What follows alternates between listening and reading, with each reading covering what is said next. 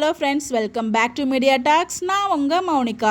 So இந்த video வந்து பார்த்தீங்கன்னா full and full fans request video தான். எனக்குமே பர்சனலாக இருந்த ஒரு ஆசையுமே இது தான்.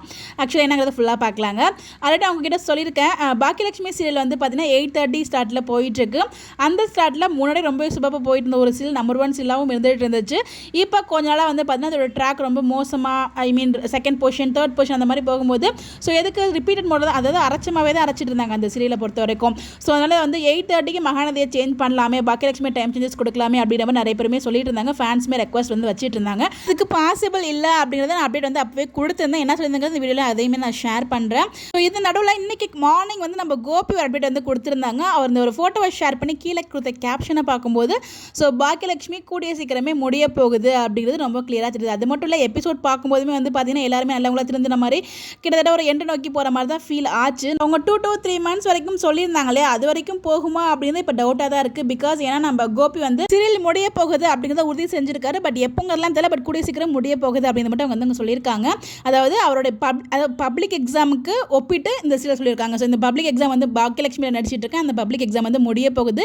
என்னோட நடிப்பு எப்படி இருக்குது, ஸோ எவ்வளோ மார்க் தருவீங்க, மனதளவிலும் உடலளவிலும் சோர்ந்துட்டேன், பட் இருந்தாலும் நான் வந்து முயற்சி பண்ணுவேன் அப்படிங்கிற மாதிரியும் அவங்க சொல்லியிருக்காங்க. சொல்லணும்னா ஒரு சூப்பரான ஒரு ஆக்டருங்க. ஸோ கோபி கேரக்டருக்கு வேறு எந்த கேரக்டர் யாரை போட்டாலுமே ரீப்ளேஸ்மெண்ட் பண்ண முடியாது. அப்படி ஒரு பர்ஃபார்மன்ஸ் கொடுப்பாரு. ஸோ எல்லாமே பண்ணுவார். சிரிக்கிற இடத்துல சிரிக்கிறது, நகைச்சுவை, கோவம், அந்த அன்பு எல்லாமே அவரோட ஆக்டிங்கில் தெரியும். ரொம்பவே நல்லாயிருக்கும். பட் அவருக்கு வந்து பார்த்தீங்கன்னா நம்ம நல்ல மார்க்கே கொடுக்கலாம் அந்த அளவுக்கு. ஸோ வாங்க நம்ம முக்கியமான விஷயத்துக்கு வரலாம். ஸோ இப்போ வந்து பார்த்தீங்கன்னா கோபிகிட்ட இந்த ஒரு அப்டேட் வந்ததுமே ஃபேன் சைட்லேருந்து திருப்பி அகைன் வந்து ரெக்வஸ்ட் போயிட்டுருக்கு.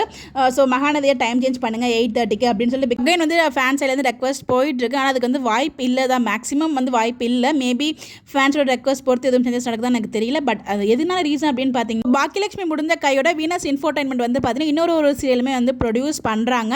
அந்த ஒரு சீரியலை வந்து இங்கே லான்ச் பண்ணுவாங்க டேரெக்டாக.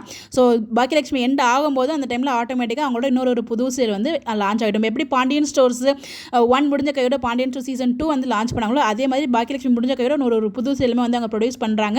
அது என்னங்கன்னா நம்ம டீட்டெயில்ஸ் கிடைக்கல. அவங்க அப்போ எனக்கு கிடைச்ச அப்டேட் அதுதான்.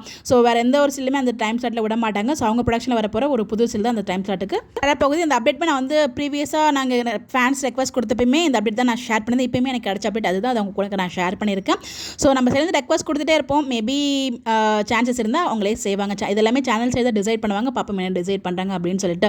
ஸோ யாரெல்லாம் வந்து 8:30 சேஞ்ச் பண்ண நல்லாயிருக்கும்னு ஃபீல் பண்ணுங்க. பிகாஸ் நானே அப்படி தான் ஃபீல் பண்ணேன். எனக்குமே ஆசையாக இருக்குது 8:30 மாற்றினா கண்டிப்பாக நல்ல டிஆர்பி வந்து வாங்கும், இன்னும் நல்ல ரீச்சுமே கிடைக்கும் அப்படின்னு சொல்லி நான் எதிர்பார்த்தேன். பட் அதுக்கு வந்து வாய்ப்பு இல்லைங்கிற மாதிரி எனக்கு அப்பவே அந்த அப்டேட்ஸ் கிடைச்சிச்சு. பார்ப்போம், வெயிட் பண்ணி.